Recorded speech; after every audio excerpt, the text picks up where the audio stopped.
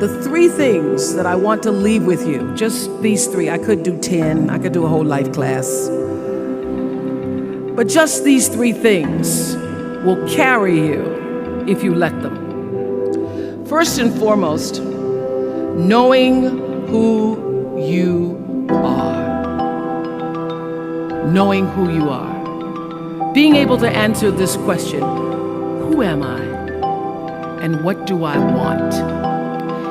You know, many times when I go out of the country, I am baffled by that question. To explain what is your occupation, I've stood there for 10 minutes. Well, am I a talk show host? Well, I'm more than a talk show host. Am I a businesswoman? I'm a businesswoman. I'm more than a businesswoman. Am I an entrepreneur? I'm more than an entrepreneur. So I just leave it blank or self-employed. So I'm not asking for the roles that you play as daughters. I'm not asking that question. What are the roles that you play as a daughter, as a friend, as a sister? You're going to be a lawyer, you're going to teach, you're going to be a pharmacist. I'm asking the bigger question of who am I? Who am I really? My answer is I am God's child. I am that which is born of all that is. I am, as Pierre de Chardin said, a spiritual being having a human experience. Come trailing the breath of the ancestors yet, but trailing the breath of the angels. And understanding that because I am connected to the source of all that is possible for me. That's who I am. And what do I want? I don't want to just be successful in the world. I don't want to just make a mark or have a legacy. The answer to that question for me is I want to fulfill the highest, truest expression of myself as a human being. I want to fulfill the promise that the Creator dreamed when He dreamed the cells that made up me. What do I want? You must have some kind of vision for your life. Even if you don't know the plan, you have to have a direction in which you choose to go. I never was the kind of woman who liked to get in a car and just go for a ride. I had a boyfriend who would say, let's just go for a ride. I want to know, where are we going? Do we have a destination? Is there a plan? Or are we just riding? What I've learned is that's a great metaphor for life. You want to be in the driver's seat of your own life, because if you're not, life will drive you. So, knowing who you really are in this space and time that we embody. That's number 1. What do you want? Who are you? Number 2, you must find a way to serve. Martin Luther King said that not everybody can be famous, but everybody can be great, because greatness is determined by service. Now, we live in a world where everybody wants to be famous, and where we admire people for just being famous. We think being known brings us value. The truth is, all of that will fade in time. In 3 years, you won't be able to name the housewives of Atlanta. The real truth is that service and significance, the significance that you bring to your service is that which is lasting. So to be able to, whatever your occupation or job or talent or gift is, our honorees today getting doctorate degrees, to apparently opposite fields, HIV and AIDS and the spoken word. But what they have in common is service. Using the spoken word in service to community and the world. Using your knowledge and information about HIV and AIDS and medicine in service to the world. And if you look at all the most successful people in the world, whether they know it or not, they have that paradigm of service. Everybody's talking about Mark Zuckerberg and IPO. Service. Jay-Z rapping. Service. Through the word, to people, through song. For many years, I was really just happy to be on TV, and people would stop and say, "Oh, you on TV?" "Yeah, I'm on TV. I like being on TV. It's a nice job." And it was about the time that I received my honorary doctorate from Spelman around 1993. So I don't know if that had something to do with it. I thought of myself as Dr. Winfrey. That I went back and I took a long look at what it was I was doing on TV and made a decision that I was no longer going to just be on TV, but I was going to use TV as a platform, as a force for good, and not be used by TV. And I will tell you,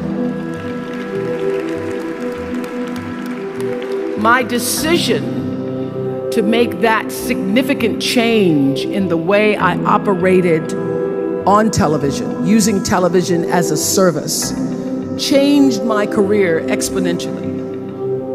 Service through medicine, service through art.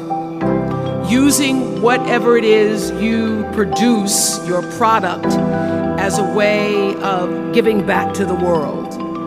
When you shift the paradigm of whatever it is you choose to do to service, and you bring significance to that, success will, I promise you, follow you. Service and significance equals success. That's number 2. Number 3, it's so simple, but so hard to do. Always do the right thing. Always.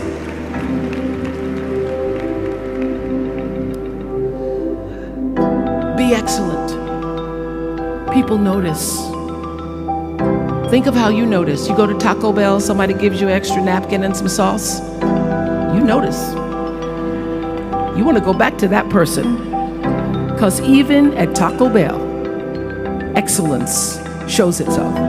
Be excellent. Let excellence be your brand. Everybody talks about building a brand. I never even knew what that was. When people would say, "You're a brand," I would say, "No, I'm just Oprah." What I recognize now is that my choice to, in every way, in every example, in every experience, to do the right thing and the excellent thing is what has created the brand. Years ago, I did an ad for Revlon for an ad they were doing called Unforgettable Women. And what I know is that when you are excellent, you become unforgettable. People remember you. You stand out. Regardless of what it is, you become an unforgettable woman. And that is what we all want. We want to be unforgettable and not forgettable. So doing the right thing, even when nobody knows you're doing the right thing, will always bring the right thing to you. I promise you that. Why? Because the third law of motion is always at work. For every action, there's an equal and opposite reaction. That is so true in all of our lives. That's what Newton said. Celia in The Color Purple said it. Everything you even try to do to me, already done to you. Everything you even try to do to me, already done to you. So you don't have to worry about revenge or getting back at somebody, making sure they pay You just have to do the right thing, and the right thing will follow you even when people don't support it. I remember many times on my show. There are many shows y'all never saw. And the reason you didn't see them is because I got the last vote. And I remember 2010, my team, hardest working team in television, had done this interview with a woman who turns out she was a Sunday school teacher by day and a sex addict at night. Ooh. And they were like, you won't believe it. We got her going out, we got her with the men, and we get to show her, and she was willing to show us everything. I sat down with a woman for an interview that was taped. And during the process of the interview, I said, why are you doing this? And she said, oh, I want to help people. I want to tell my story and I want to help people. I said, do you have children? She says, yes, I have a 10-year-old son. I knew right then, this is never going to see the light of day. So we got off the air and I said to the lady, we are not going to air that show. And she said, why? My producer said, why? She knew she was being filmed. She knew what she was saying. She knows what I said, because her son will never get over it. Her son will never get over it. And it's not worth a rating point to me. Not worth a rating point to me to know that there's a 10-year-old boy who's destroyed because his mother went on the Oprah Winfrey show and told all her business. You do the right thing, even when other people think it may not be. And oftentimes, when you make a decision to do the right thing, immediately you're faced with doubt.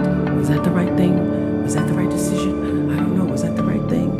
You always know it's the right thing, when in the end, there is peace. You are rewarded by peace in knowing that you did the right thing. The most important thing I have come to know in doing the right thing and making the right choices is understanding what we talked about yesterday. All of you leaving here have the potential for enormous success. There's a price that comes with that. People don't always like you, and they're not always happy for you. And if you surround yourself with people who are not accustomed to your success, they become fearful, they become scared, because you are reflecting back something to them that they don't recognize. Now, they're not going to say, you know, I'm very fearful, because you're reflecting back to me something I don't recognize. They're going to say, you know what they're going to say? They're going to say, who she thinks she is. Who she thinks she is. That only happens when you are around people who do not mean and want and aspire to the best for you. People who want the best for you want you to be your best. So my greatest advice to you is to surround yourself with people who are going to fill your cup until your cup runneth over. So when people say you're so full of yourself, you can say, yeah.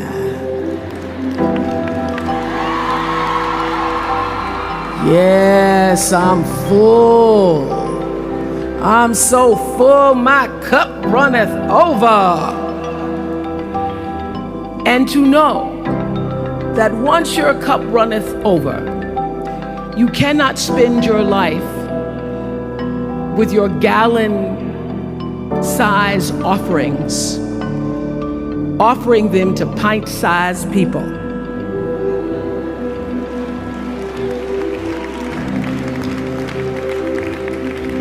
You have got to surround yourself with gallon-sized people who can hang in the same company with you, so that you're not offering your gallons to those little pints out there who can't hold it anyway.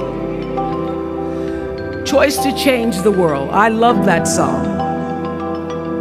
I love hearing you all sing that song.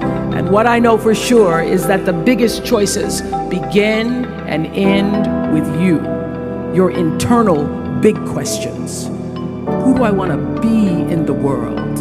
My relationship to source energy, to all that is God.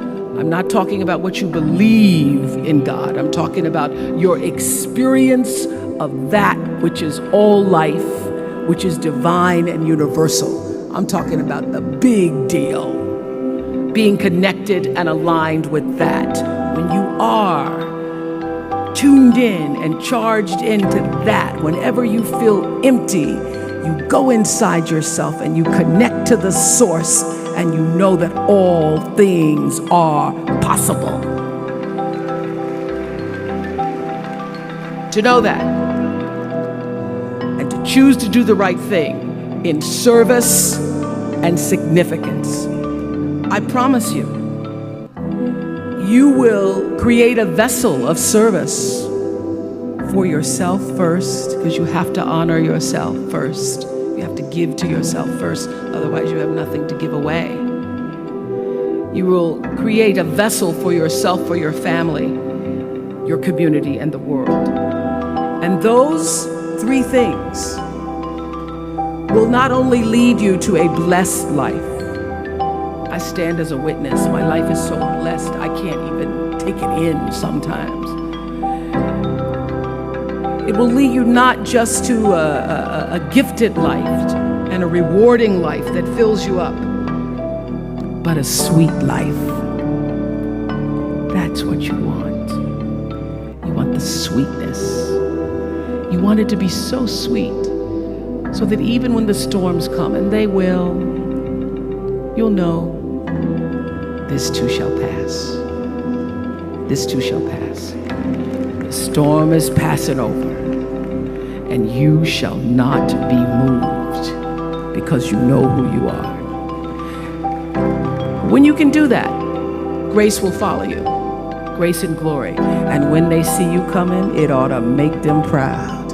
They say it's the click of your heels. It's the bend of your hair.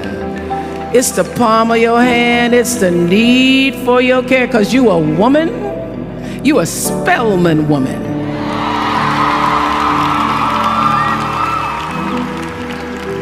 Phenomenal class of 2012. Thank you.